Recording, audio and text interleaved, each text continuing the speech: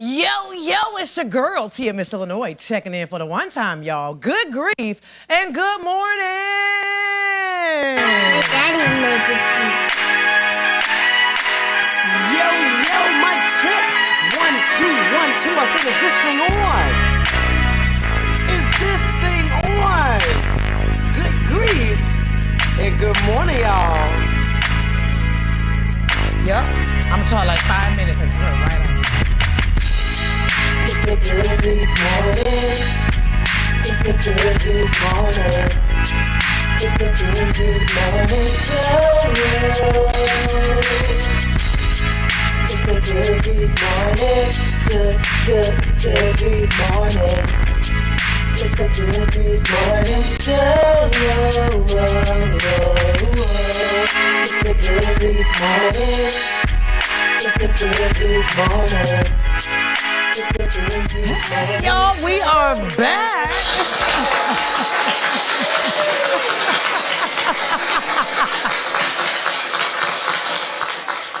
I am just so happy to be back. Y'all don't even understand. I've been gone for a little while, but get used to seeing me back, y'all. So make sure you tag a friend and tell a friend the Good Grief Morning Show is on. Okay, we got lots to talk about today because I have an amazing special guest. I like the guests just keep guessing.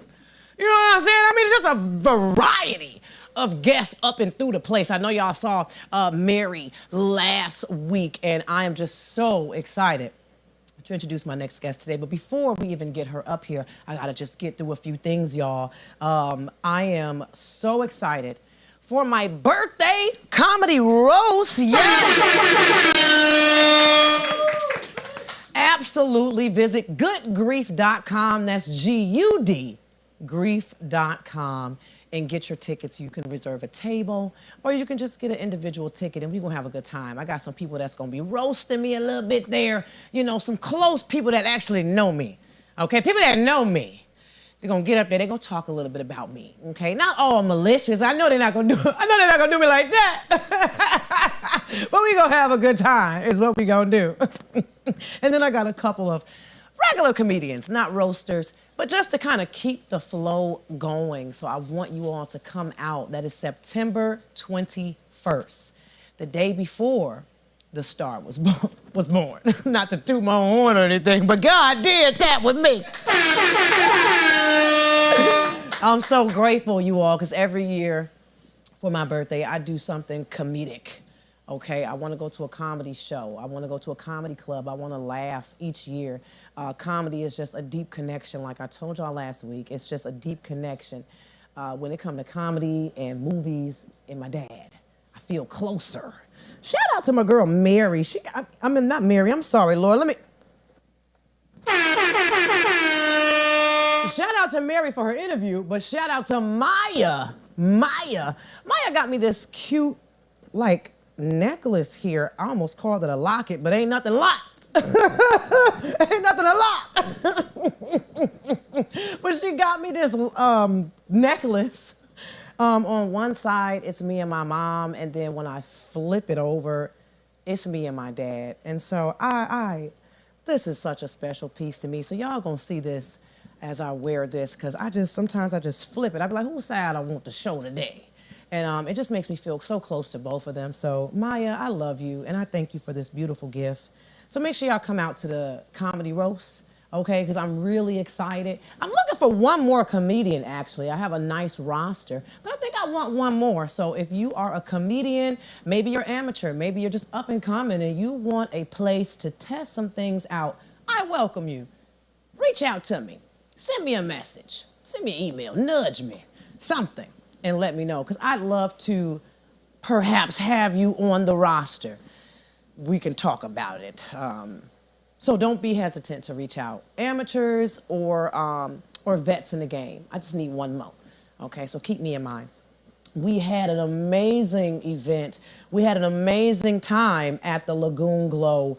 And I just want to thank each and every person who came out to the Lagoon Glow. It was absolutely beautiful. It was on Saturday, y'all, September 6th.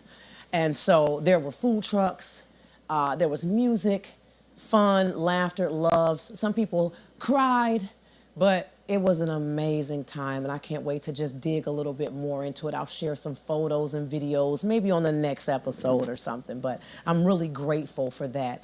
Right after this commercial break, we are going to have my very special guest sitting right here with me, and we're going to talk a little bit about grief. We're going to talk a little bit about work, studies, life, all type of things. So enjoy this commercial. I got my man's Chef NSL, okay, and he got that lemon crack. I'm going to tell you about it each week. If you purchased yours, let me know. Say, Tia, I tried it.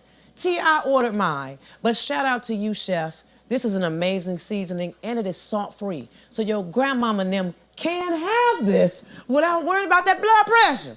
They ain't got to worry about that blood pressure because this is salt-free. Lemon crack, you all. Let's go! Chef in the cell, got the pot on lock. Came from the mud, now the sauce don't stop. Pulled up a crack, but it ain't in a rock.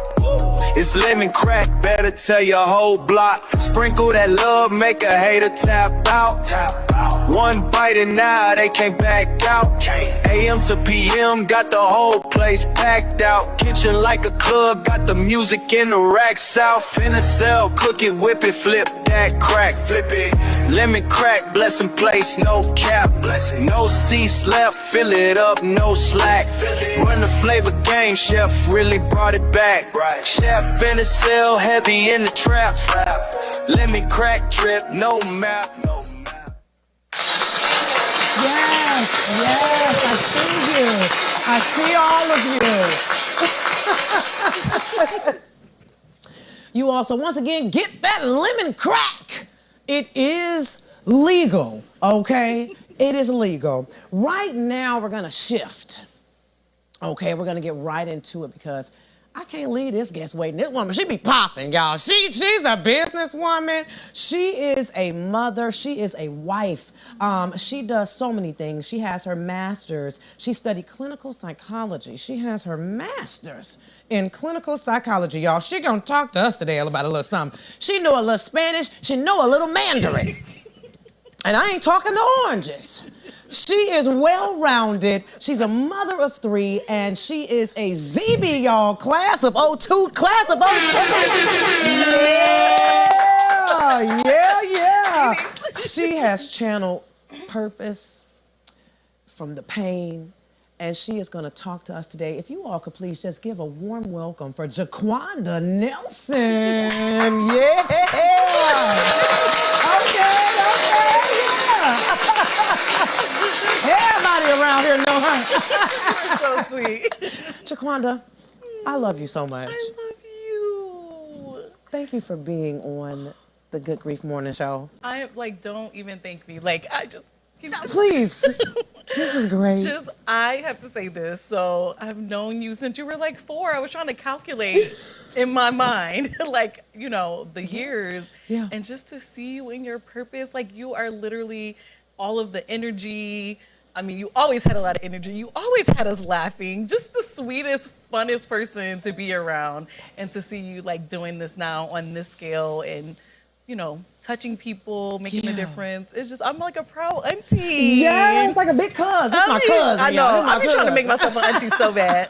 Like she said, she's known me since I was 4. She knew my baby brother when my mama was pregnant with him. So we go way back, 4 flats on a Cadillac. Literally. My grandmama lived in this house, Yes. and her house was just a few houses down. And so it was always a pleasure.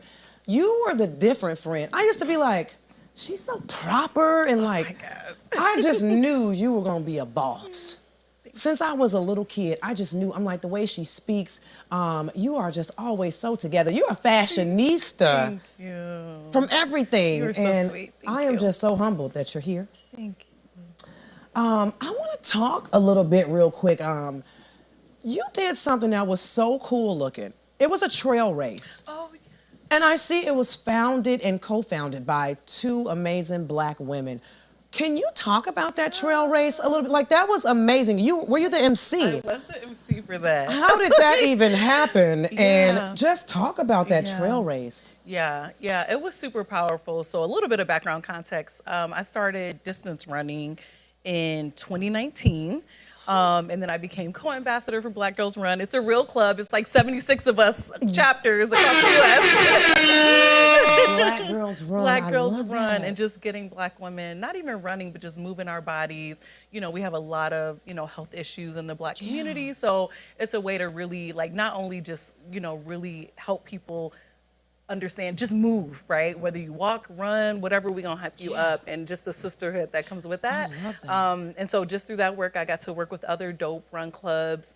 And Allison Mariella Desir, she is actually an author. She wrote Running While Black, and she's also doing a lot of space in the area as well, Aaliyah Irvin. So they were the co-founders of this. And, I would imagine, just from having the experience of being out running, not really seeing us represented in the run space. And then we're showing up in these predominantly non-Black spaces, and you got to listen to their music, and you're kind of going by their rules, and they start super early, right? And so these two brilliant Black women came together, and we're like, we're gonna do our own trail race, and we're gonna start in the evening, so we ain't gotta be up at 5 o'clock in the morning like, why are we doing this, right? We had our DJ, and we had our music, and we just took up space outdoors. And the beautiful thing about it, which I love doing this work, is, like I want to say like 75% of people, that was their first trail race. Because again, if you're not seeing Black folks out there, when they were trying to get me to run, I was like, I'm Black. I am not trying to be in the woods. Like, why are we going in the woods to run? Like, we die first in movies. Like, why are we doing this? So then when she, called me, Allison reached out to me and was like, hey, this is something we're thinking about doing. Would you MC it? Because I'm like, I would love to do that, because I like to hype people up. Yes. People make it sound so fancy. good at that. People make it sound fancy, like, oh, you're MCing. I'm like, no, I just really like hyping people up. So that's how it I love happened. that. Yeah. Where was that? Where were you? It was in Washington, so it was way north in Washington. And of course, I can't think of the name of the city, but it was north of Seattle. Yeah. North of Seattle. That is amazing. When you do these marathons, because I see you're a marathon runner. When did you get into that? Like, when did this first start for you? Man, so I did a 5K race, and I'm gonna try not to make this a long story, because it all just came together, in terms of like this journey. So I started working at corporate Walgreens, and we had Red Nose Day, the noses. So I started working there. My colleague was like, hey, you should do this 5K we do on campus. I said, girl, I'm Black. We do not be running, right? This is 2016. So this is 2016. I don't know no better. So the next year, she was like, we're doing it again. You should do it. And I almost said no, but the night before, my daughter had just gotten to the next level in gymnastics. She's like, Mommy, I can't do it, like doubting herself. And I'm like, we never say we don't do it. We do not say that. Like, you try it and you do it. So I went to tell my colleague, like, girl, Black people do not run. Like, how many times I gotta tell you that? And I thought back to what I told my daughter the night before. And so I was like, you know what? I guess I gotta do it, because we don't say we don't do it. Yes. We don't, so then I just trained for it. I did the race. I didn't know it was an actual community of running folks. And for some people, this was like one training run probably for them. And then 2 years later, my family, we do a family reunion every year. One of the activities was a river walk run. So I'm like, oh, I want to train and do that, and that'd be fun. And then my neighbor was a part of a run community. She was actually the chapter leader. She did not tell me that. So I was like, I want to run. I'm trying to train for this. She was like, oh yeah, let's do it in the mornings. She's like, I'm doing 3 miles in the morning. I said, girl, 3? What about 1? Like, so I joined the community. It was great. I started running. Then the next year it rained. Oh man. It rained. It was summertime. And I was like, what y'all gonna do with y'all hair? But there were no Black women, right? And the only other Black woman that was in the group, she was like, oh, I'm not going because it's raining. So I'm like, what am I supposed to do? And I was training for actually my first half marathon at the time.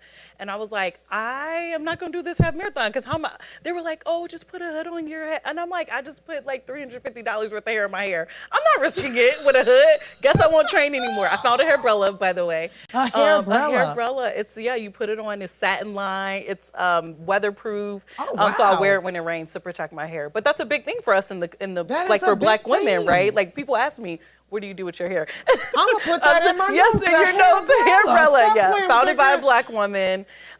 So I did that. But then in that moment, I realized, I'm like, where are the Black girls at? Where are the Black women? So I Googled Black women running one night, and yeah, I found out we had a chapter in Seattle, Tacoma. Then I reached out and I was so excited. So yeah, and I started running. So the marathon thing is interesting because I didn't set out to run a marathon. I was training for this series race, and it was like you do 5 miles one week, 10 miles the next, 15 to 20. So I was training for that, but it fell right before my birthday. And so I had a friend who ran 42 miles for her birthday. And so I was like, yes, she did. And so I was like, oh, I'm going to be able to do that in one day. In one day. Yeah. So I was like, oh, I would love to do that. You know, one day I'll do that. She was like, girl, as much as you run, you could do it now. So I was like, well, I guess I am running 20 miles on this Sunday. And my birthday is next week. So maybe I'll just wait till next week and do 37 miles for my birthday. And I did it. So that was the first time I did a marathon distance, which is 26.2. And I became an ultra marathoner because I ran beyond 26.2. But I ran 37 miles for my 37th birthday. Wow, let's just clap it up for that. Thank you.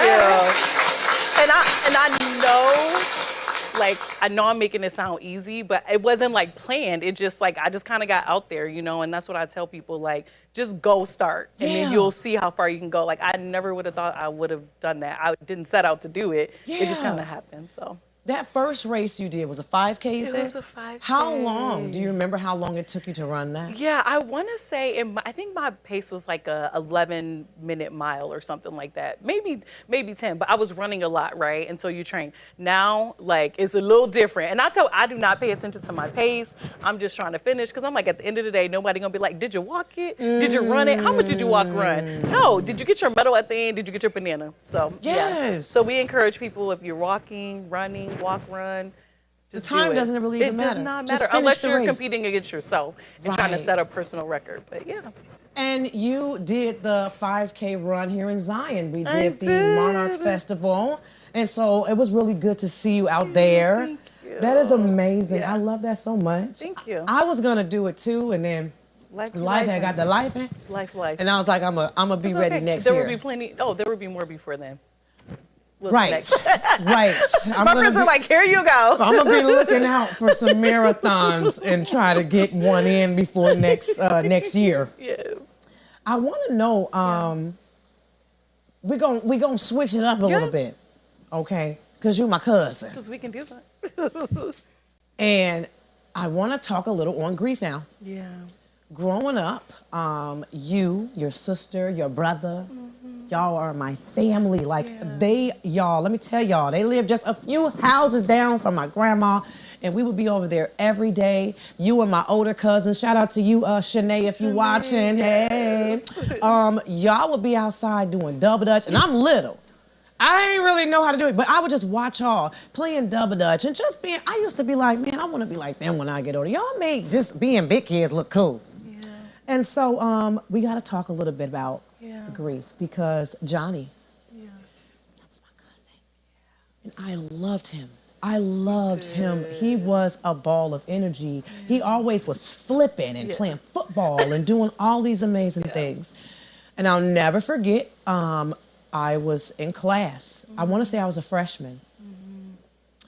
Freshman at Warren, and I'm in class, and shout out to my homie Vernon, Vino. Vino walked up to me and he was like, Tia, did you hear what happened? Did you hear? I said, did I hear what? And he was like, Johnny just passed. Oh my God, I was not ready for that. I thought he was about to tell me something about the school or tell me about a fight or something. That broke me. I had to go to the office. I had to sit there and cry. I didn't believe him. I text my cousin Nakaya. I'm texting just to see, is this real? And as I'm going to text them, their message is coming in to me to let me know. I want to talk about that. I want to talk about how that affected you. I want to hear, as a big sister, losing your little brother, your baby brother. Well, I want to talk about him, and I just want to talk about where your head was then and just how you've been navigating. I know I just said a lot. No, I gotta follow. So we can we can take it back. I follow. Yeah. Wow, I want to talk about that. Yeah, it was, so I was 21 at the time. I was in college down at FAMU. He was actually with me, and so I was there, right? So that was hard. Yeah. And honestly, it just felt so surreal. Like and I tell people this, I'm like, I never would have thought at the age of 21 that I would see a tomorrow without my baby brother. You know what I mean? Yeah.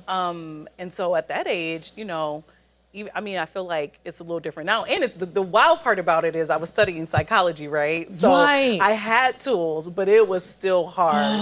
And there were days I was angry.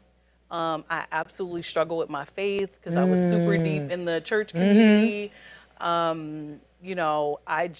felt lost.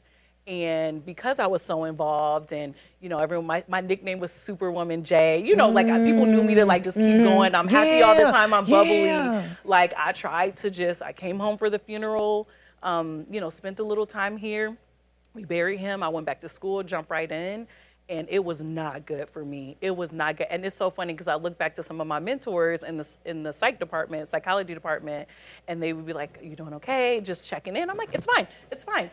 I'm president of the psychology club. I'm a psychology. Like we show up, And I had a nervous breakdown the end of that. Yes, I did. The end of that semester.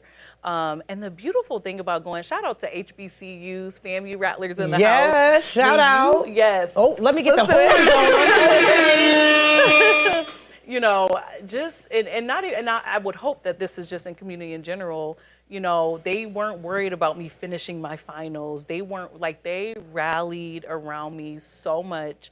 And they were like, do what you need to do. So I left probably like a couple weeks before the semester ended, and I came home. Shout out to my mom and my daddy because Mr. and Mrs. Smith, They Johnny are Rumley amazing. Smith, the older I get to, which is probably could be a whole conversation, how much I am grateful, how much gratitude increases for them. Because now we're parents and we out here trying to do the best we can. You'd be like, this is what it requires? How did y'all do this? But they let me come home and they loved on me even through their own challenges and struggles of losing a kid. And that's another thing about grief too, is just like really learning that everybody doesn't take it the same way or show up the same way or react the same way. Yeah. While we lost someone close to us, I lost my baby brother. Yeah. They lost a child. And I, to this day, don't know what that feels like, right? And so I think we just had this season of like trying to just grieve together and really figure out life, you know? And so it was a journey. Some days I didn't, want to get out of bed. I did go back the next semester and, I tried to move forward, but there were some days I didn't want to get out to bed. Shout out to my husband, Brian. We're married now. Hey, Brian. We were friends, at the time. Zion Bitten, we went to school together, and he was at college at the time. He called me every day. And if I didn't answer, he called my roommate. And I'd be like, girl, I told you stop answering his phone call. She was like, but it's just so sweet. I gotta answer. But he would call me every day just to check on me because there were dark days. There were some dark days. So, you just learn to navigate it. And the thing that when we were chatting and I was just kind of sharing about my journey, I think normalizing grief has been probably the thing that has helped me the most, right? Because so often, and you can feel it from people, especially people if they haven't really lost someone really close. They don't know what to say. They don't know what to do. It's like really awkward because they're like, I want to bring it up, but should I bring it up? I want to hug you, but I don't want to hug you. Or you have some people that just always see you and they're just like, because they know you have been through that. And for me, it's like, how can we normalize grief? It is a normal, as much as I hated losing a baby brother, I'm not the only one, right? And I'm not the only one who will, and people lose people. And it is unfortunately just a part of life. Part of life. And we are not broken, right? Like we can heal. And it's okay to not be okay, right? Like, what does that mean? Because when you say that, it's okay to not be okay. Yeah. What does that say? What does that mean? Yeah. Like I can literally cry in a moment when I'm looking at my kids and I'm like, man, y'all uncle would have just loved to be here with y'all, right? And I cry. It is the anniversary of his death. As much as I try to like push through, I cannot breathe. I am sad. I can't show up at my best for work today. Yeah. Like I genuinely can't, right? And normalizing that and not being like something's wrong with me. Right. Because we I live in a love that. society where, I mean, this is a whole different conversation where, you know, money is to be made off people feeling like they're not good enough or they're Yeah. broken or something's wrong with them in many different ways. That's a separate conversation. But, you know, like, oh, something's wrong with them because they're upset and they can't show up at their best. They can't show up at 100. Well, I lost a baby brother. Like, Yeah. and I don't care if it's 20 years later. Yeah. I feel like there's a little bit of a hole in my heart. And so let me cry. Yeah. Don't tell me try to be strong. I don't want to be strong. I want to cry. I want to cry my eyes out. I want to stay in the bed. Sometimes it's okay. offensive when people, oh, you're so strong. I know. Because every day I'm not. I'm weak. I'm literally Y'all not. ju- Yeah. I'm not okay today. Yeah. Yeah. But I guess I show up like I am. Yeah. And so I think that's so delicate because Yeah. you said sometimes you can sometimes see a person and tell like, man, they must be going through. Yeah. So it's okay to give yourself grace. Oh, absolutely. You give yourself grace? Absolutely. I do. I'm a little hard on myself. When I look around, I'm like, dang, I'm probably the hardest on myself. Really? I am so hard on myself. But that's, again, let's not have a therapy session. I was in the gifted program, the expectations, only black girl, like all of that, you know, reeling from like, you have to perform, you have to show up, you have to be the smartest, the brightest. Like, you can't just be, right? Which is, there's some good aspects of that, but it's also kind of damaging. Yeah. Another conversation. No, this is great conversation. This is good even stuff. just in who I am, right? Like I feel guilty when I'm not people know me as being bubbly Yeah. and happy all the time, which I really intentionally try to find joy. And I know that sounds really fluffy, but grief and joy can exist at the same time. Yes. Too, right? Like, and it's funny because I was chatting with some friends and we all like have a grief group that I'm a part of, et cetera. And we all were just talking about like that moment when you lose someone. And like, I remember going to the store to get something and just being like, you're really out here trying to decide what cheese you want to get. And my whole world is crumbled. Like you're trying to daily figure out like, I can't even think straight. Like Yeah. I can't even function. And you're just doing something as simple as figure out what cheese you're going to buy. Like Yeah. what? Yeah. Like those worlds exist at the same time. So I also feel like, you know, you can find joy in grief too. So like for us, it's, you know, and there's different types of grief, but for my brother, it's like, we talk about him like, you know, some people don't even want to say his name. We talk about him like you would think he is here. Our kids know him. They're like, oh, didn't you say Uncle Johnny would like this or whatever? Never met them. He never met them. They never met him. But we talk about him because he was a person. Yeah, and you and your family very close knit. Yeah. That's one thing I can say. Close knit families. That's like that old school family feel. Like Yeah. the parents are so supportive. How how well do you think they took it? Yeah. They took it. It was hard. I know. Oh It my was gosh. hard. I mean, and you know, I even think of something simple. I feel like they would be okay with me saying this. Like something simple is like, for a while, my mom wouldn't. You know, our house on the you know, on the corner. Yep. My mom wanted to move because it was too Oh, hard to yeah. be there with the memories. But my daddy didn't want to move because the memories The were there, right? yes. So even like you're like, oh, you got to navigate this now with a partner, your Right, your right. spouse. And so it was challenging for them. It was shout out to them because they went to therapy. It took them a long time. Come on to that generation. Yes. Shout out. It's okay. It's okay. To get therapy. It is okay.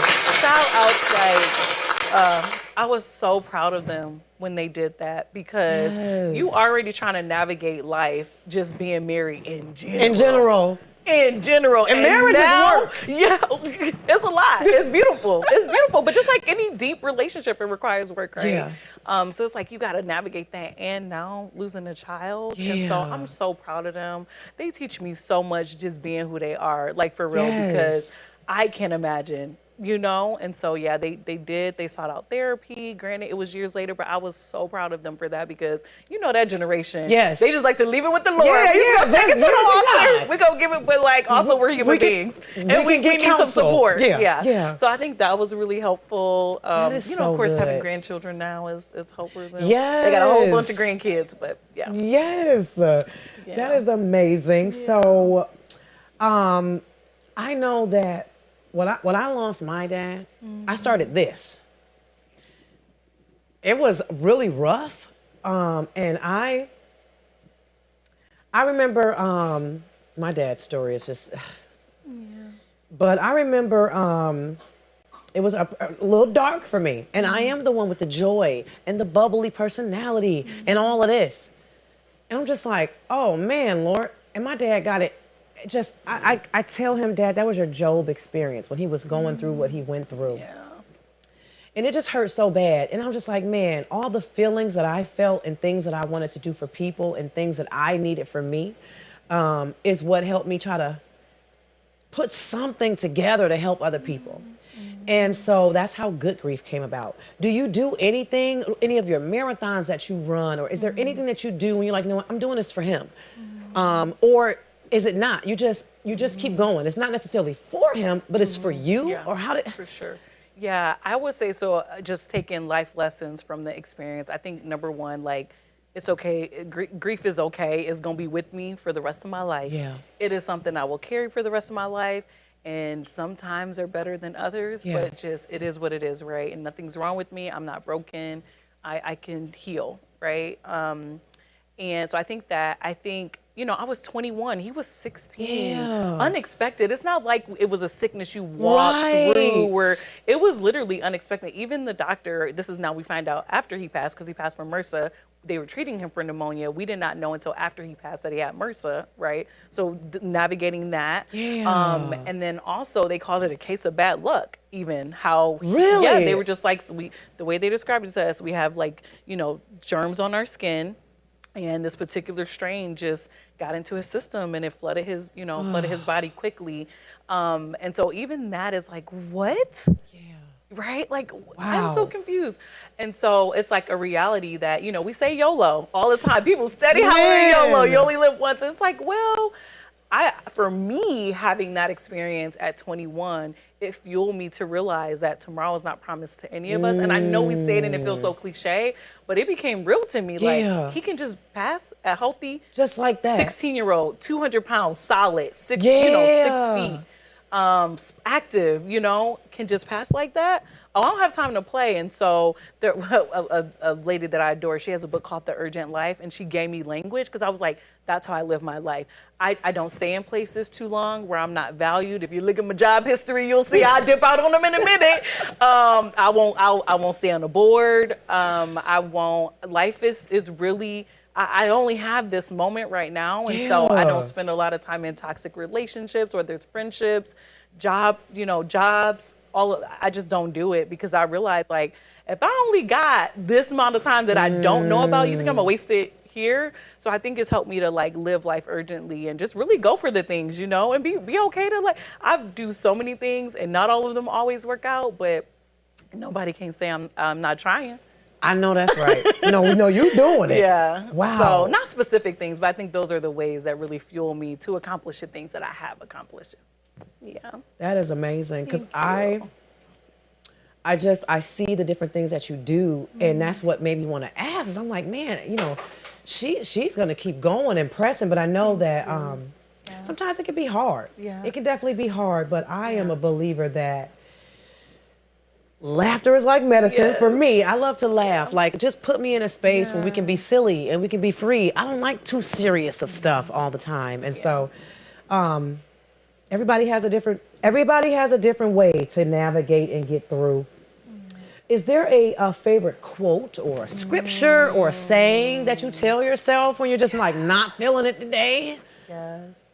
Jeremiah 29:11. For I know the plans I have for you, said the Lord, plans to prosper you and not harm you, plans to give you a hope in the future. And it's actually tattooed on my foot. But yeah, it's nice. a reminder. It's a reminder. Yeah. Oh, that's good stuff. It's one of my favorites. Yeah. Because I think, you know, like I say, like, grief is heavy. It can be heavy sometimes, but there's still joy. There's still joy. There's still joy. And I think just having that constant reminder, yeah.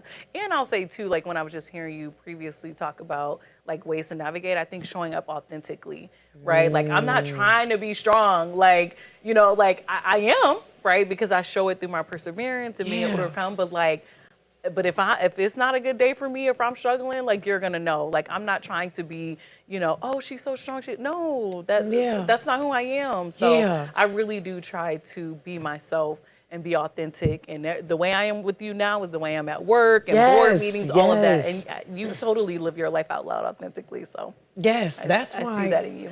when I'm going through things and you all that's watching, it's okay to detach.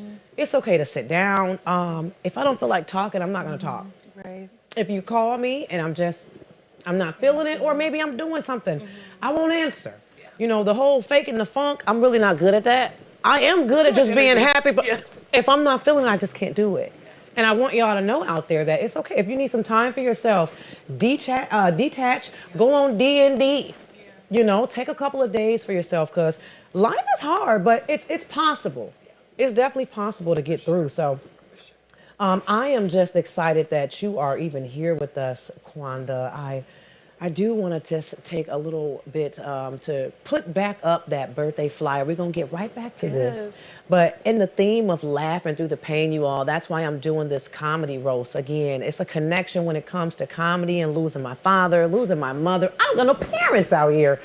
I've had parents all my life. It really feels weird not to have them. They brought you in this world. My dad used to say, I brought you in this world, I'll take you out. But he never took me out. I'm still here, but he's out. But he didn't. Sorry. The point is, I love laughing, and I love to be in spaces where I can be free. And if I'm not feeling the best, you won't see me. If I don't feel like talking, I'm not showing up. And so that's another reason why you haven't seen me in a little while, because I took that little break. It was a lot going on, and I just needed to refresh, refuel. So come out on September 21st if you want to laugh. If you are going through something and you need that break, come see me. Okay? It's okay to get help. It's okay to get counsel. It's okay to see a therapist. It's okay. How important do you think that is, us being black in this community? Because, old school, we don't, like you said, we ain't no therapists. We're not doing that. And I feel like it should be highlighted more that it is okay, especially you having your studies in clinical psychology, with your master's. I feel like you are the perfect person to let the people know that. How do they even start? What do? They want it there. How do they start? Yeah, so I think a couple things, right? Like, because even with grief, like, my experience with grief was my brother passed unexpectedly, right? But you have some people who lose people in a very traumatic way. Yeah. Right. So that is another layer. Yeah. Right. And so the way I would describe like therapy is it's a space that's specifically for you. Right. It's not someone who's going to try to tell you what to do, somebody who knows you, so they might try to sway your feelings. It's literally you coming to that space to just let it all out. Yeah. And someone really helping you and coaching you on how do you make meaning of this mess. It's like you go in with like a bag of Legos of your life and just drop it on the table. And like, you're like, I don't even know where to start to pick up the pieces. And the therapist, they're not gonna pick the pieces up for you and put it together. They're gonna help you pick up those pieces and kind of like help, put your life together. So that's how I see that. Also realizing accessibility probably wasn't as much as it was back in the day. It's a lot more accessibility now. So of course, if you have a job that offers that as a benefit, it's like use your employee assistance program. Yes. Right, and they're putting even more like investments and making more proactive, right? And you get 6 free sessions. If you don't have insurance, there are community organizations who can get you access, right? So like a township is a great place to start. Township. And even if they don't have it, they may connect you with someone who does, right? Yes. So just, community-based organizations have that too. But there is a space out there for everybody to try to find it. Or even if you Google now, I know we be kicking it with ChatGPT. Put in your ChatGPT. What's the best way? I don't have insurance. I want to seek therapy. What's the best in my zip code, right? Like just try to find it. And I tell people too, which I did therapy when I was getting my degree. That was where I learned very quickly to make friends with people because they saw me as part of the system, the type of organization that I was. It was DCFS program. And so parents either lost custody of their children or could lose custody. And I was just another part of the system to them because they were referred to me, which means they were mandated to come see me. So I had 1 hour to let those people know, yes, I'm doing it for this program, but this is for you. I see you. everything you're feeling is valid. You are a valuable person, and the world is better with you in it. And you have to, find someone who makes you feel that way in that first session. If you don't find that, it's okay for you to go find someone else too. I love This is a that. partnership, right? It's a partnership. So so that's how I would describe therapy. I love Yeah. that. You don't have to stay with someone that you don't feel like. Yeah. If Right. you don't get that connection, like she said, it's Yeah. okay to find someone else. It absolutely is. And I think it is important for us, Yeah, especially as melanated women. people Yeah. as well, because Yeah. we need it, y'all. Yeah. It's a lot of trauma. I want to talk about something. This is my last thing that I want Yeah. to talk about with you. Yeah. Trauma bonding. Whew. Because you said something. You said link with people, the support. Yeah. How do you know? How do you know if you and a person are just like trauma bonding, or if this is a genuine thing? Like, what do we look for? How do you know? Oh my gosh. I just know some people, just very generally, that it's like, oh, you've been through that. Oh, I've been through that. Yeah. Oh, now we're friends, and it's like, I want Yeah. to talk about trauma bonding. What Yeah. is that, and how do we save ourselves or identify when we may be doing that? I know. That's a good Some one. of us, it may be too late. You might be with the person, have a baby that's 17 years old right now. Just being honest. Hey, I'm authentic. I'm transparent, Yes, right? yes. And literally that is how my oldest son, he was conceived because of trauma bonding, right? Because I was in college. It was our senior year, and his father also had lost a cousin the same year. So while we're out kicking it with friends, doing all these things, we're the life of the party. Literally, we were both broken and hurt, at the time, and was navigating our grief, and that's how we honestly start kicking it. And then once we start realizing real life was coming, we was like, you cool, but we can't do this. This isn't gonna work for us. But thank you, right? And so now we co-parent and I love things. it. But yeah, I think it's definitely you gotta do your own work first. And I know we say that and it feels so wild. I hate saying it because it makes it sound like a thing. But it is, because otherwise you don't know, right? And so it's look for things like, is the relationship solely based on you need me and I need you? And we love that, right? Some people love being needed. And I'm a recovering people pleaser, right? So I've been spending. Can I just put the DJ? I'm a recovering people pleaser. I think just I am grew too. up my whole life wanting to please my parents and my grandparents and my teachers, and Wow. So now you got being a people pleaser, and I'm here for everyone. You don't set boundaries with them, right? They don't make you feel it feels good when you're needed, but outside of that, you actually can't provide this need for me, or we actually don't click in that way. We only click around our trauma. And so again, it's it's hard to see it when you're in it, but I think really evaluating. I had to evaluate friendships like that, right? Yeah. When we were only cool if I was available to listen to their problems. Yeah. I was with them shooting in the gym. Yeah. But then when they got on, I was like, hold up. Well, what I happened? didn't even know. So you're doing good now. Oh, I'm the friend you come to when you need a that's listening so ear, because good. I'm so good at that, So yeah. You are. Hopefully that helped. Because I'm in my 40s now, so I'm a little mature. Look, I'm almost there. I'm almost there. mature. I love this. So yeah. Wow. Yeah. Wanda, you're amazing. Thank I would love to sit you. and talk more. We're gonna have to get you back because You're so sweet. you just do so many things. And I you. love you. I adore you. You have been this way since I've known you. That means so much. And I just knew that you were gonna be something big, something great. Thank you. And so I just want to thank you. I love you. You know what's crazy? I just gotta say this. I'm sorry. People say that about me, and I still see myself as a small town girl. When people, it's kind of weird when people are reading all the things that I've done. But when I went to school, where are you from, Zion? They be like, by Chicago? No. I'm a Zion girl. I'm a small town girl. Yes. And so thank you for seeing me, because honestly, I recognize I have been able to do some pretty cool things. I'm just I'm a small town girl. You're just so trying to change humble. the world. That's it. She's so humble, y'all. She's you. done a lot of things. Thank you. Also, some pretty cool things. She's done a lot of cool things. And so I want to you. thank you for being on the show. I do have this for you. You hang on to that. beautiful. You all clap it up for my very special guest, please. Yes. Thank you, Black audience. You all, I am so thankful that she had a chance to sit here with us today. We are going to show you Azure Marie Designs. She is amazing. Get your glass cans. She can customize any design, anything you need, whether it's logos, whatever you need. Azure Marie Designs. Let's get into this new Black-owned business, Azure Marie Designs, where she specializes in 16 to 18 ounce glass cans, 1 for 20 or 2 for 30. Send her a private message. She has a wide variety for you to choose from. Daily affirmations, scriptures, and just a hey girl, you looking good today. Life after coffee. Anything coffee's my favorite. We have those dog mamas covered and the daily reminder to self-care. Practice it daily. Graduation's approaching. Think about those teachers and graduates. Like and follow Azure Marie Designs.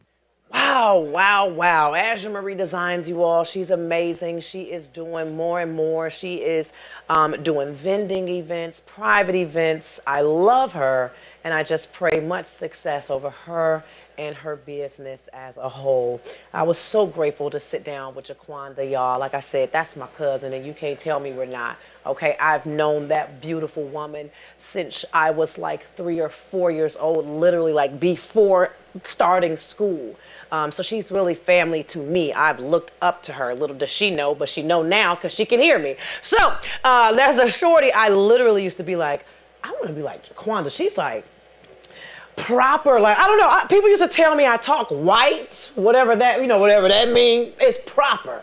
And I'm like, she's like business oriented. And she was all about them books and fashion and style and everything about her. I just watching her and my older cousins, I used to be like, I can't wait to get older, man. I'm gonna be like, damn. They taught me how to play double dutch. They taught me how to ride a bike. They taught me everything. And so I'm so grateful that she had some time to sit with us. She really is amazing. I will make sure her information is dropped as far as her Instagram, so you can just follow her, see what she has going on. She's someone to know. And so I want to make sure that you do know that, y'all. I have to shout out Ernest G-Bo. I have to shout him out. We had an amazing time at the Black and Brown Comedy Explosion. G-Bo, I just want to thank you for having me a part of the roster. I got some great feedback. I'm really excited. There's other people that want to connect and work with me from seeing me for the first time. So I'm always excited when I can just step into new spaces and do new things. It's refreshing. I feel like I'm underrated, and that's okay. I'm not messed up about it, okay? I had a girlfriend reach out to me and was like, Tia, stop saying that. You are not underrated. And I was like, she sounded offended. I was like, don't be offended. I am. Because there was a lot of people wondering, like, well, Tia Miss Illinois, comedian, Tia Miss Illinois.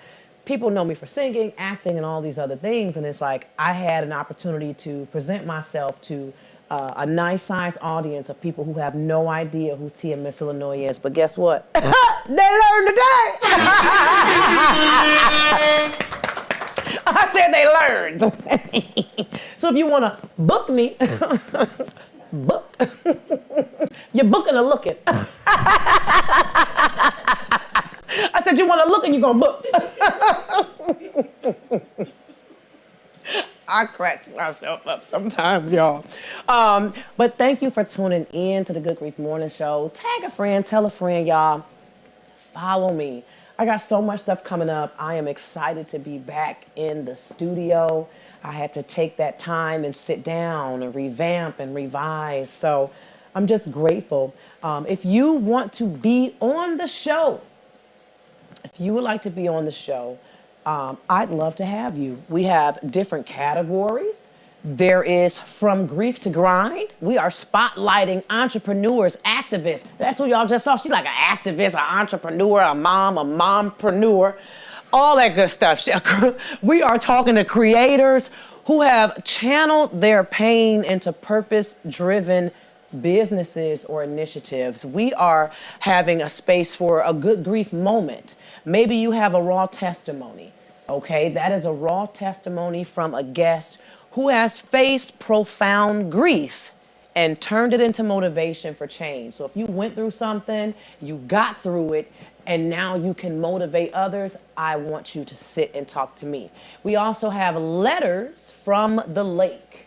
That is a segment where community members submit their personal grief stories. We want to hear about it. Your personal grief stories. If you have any questions or any challenges, we will have expert responses. I'm pretty connected with some amazing friends, from therapists to psychologists to counselors. I'm friends with what's the people that be doing the funeral officiants? That. Whatever you need, I'm connected. So we want to hear from you. And we also have healing in motion. Healing in Motion, we are featuring mental health professionals. Shout out to my girl Ashley Cullen Williams, who was on here a couple of times. I can't wait to have her back. She's amazing. She's beautiful. So someone like her, for example. So featuring mental health professionals or spiritual leaders and coaches who can come and offer practical steps to navigate your grief. So if you want to be on the show, just go to goodgrief.com. and scroll down to the bottom. You'll see where it says be a part of the show and submit. I do have some amazing guests coming up as we continue on, but I am still taking more, okay? If you submit, you will be contacted back. We will look over your submissions and we will contact you if you are a great fit for the show or if you want to be a studio audience member. Reach out. We would love to have you in the space. We would love to have you in the place, y'all. I don't have anything else for you outside of, I got my God It Hurts prayer journal. And so maybe you're not a journaler type of person. Maybe you want to start. You can start here. This is a beginner-friendly journal, and track yourself. You may start off, let's just say, the first, second week here in September, and by October, you look back and be like, wow, I was in a different space then. Or you can just kind of see the progress, because you can make it. You can make it, y'all. I don't have anything else, but run to Amazon and get your copy. Good grief, good morning, and goodbye. My daddy made this beat. Yo, my check. 1, 2, 1, 2. I said, is this thing on?